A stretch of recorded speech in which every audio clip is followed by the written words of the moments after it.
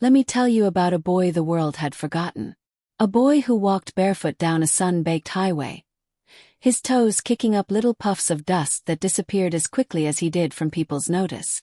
His name was Jamal, 10 years old. And on this particular afternoon, he was thinking about 3 things. 1. The ache in his empty stomach.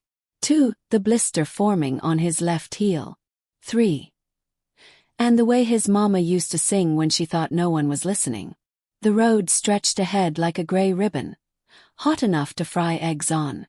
Jamal's t-shirt, 2 sizes too big, flapped like a surrender flag against his skinny frame. In his hand, an empty soda bottle he kept hoping he'd find water to fill. Then screech! A red Ferrari flew past him like a bullet. Metal screamed, glass exploded. And just like that, Jamal wasn't invisible anymore. The smell hit him first. Burning rubber, gasoline, and something coppery that made his stomach twist.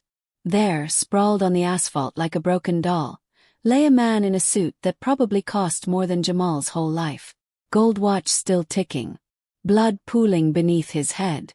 And Jamal was back on another road, watching taillights disappear as his mama took her last breath alone.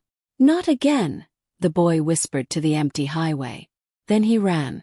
When he reached the man, 3 things became clear. 1. The wreck was smoking. 2. No one else was coming. 3. This stranger was dying right in front of him. Now listen close, because this is where everything changes. This hungry, forgotten little boy, who the world had given every reason to keep walking, knelt in the blood and chose to stay. What Jamal did next? Well, that's why we're telling this story. Jamal's arms shook like leaves in a storm as he grabbed the man's shoulders. 1 tug. Nothing. The man weighed more than 2 of Jamal. But Jamal had been hungry before. He'd been tired before. So he planted his bare feet, 1, 2, and pulled like his life depended on it. 20 feet. The man's expensive watch caught the sun, flashing in Jamal's eyes. 50 feet.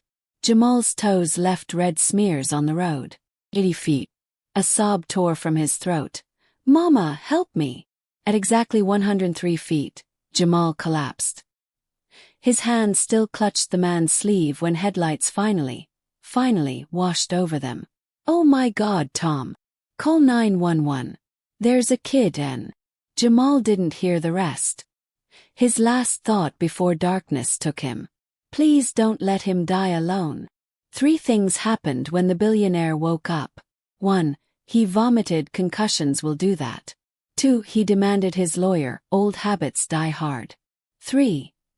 Then he saw the small, dirty figure curled in the chair beside him. What Jamal said next shattered the hospital room. I couldn't let you die like my mama did. Nobody stopped for her. In that moment, Charles Harrison, self-made millionaire, ruthless negotiator, the man who'd built an empire on saying no, did something his board members would never believe. He reached out. Look at me, son. You'll never be invisible again. And just like that, between the 4 drips and the smell of antiseptic, on a stained hospital chair where Jamal's bloody footprints still marked the floor, family was born. The first thing Jamal did with his new last name was stare at it for 15 minutes.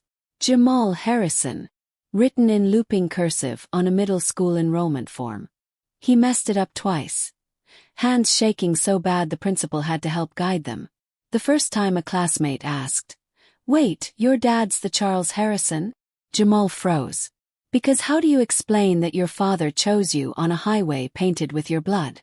Tell them the truth, son. You're the bravest man I know. 5 years unspooled like a golden thread. The night Jamal woke screaming, and found his father already at his door. The way Charles's hands, so steady in boardrooms, shook tying his first tie. That cherry red Mustang waiting in the driveway on Jamal's 16th birthday. But the real miracle. And that's why we're launching the Harrison Foundation today.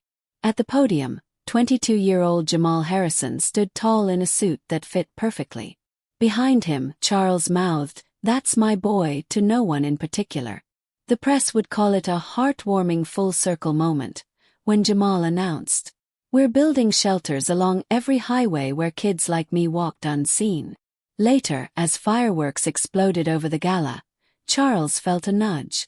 Jamal held out 2 soda bottles, one filled with sparkling cider, the other with tap water.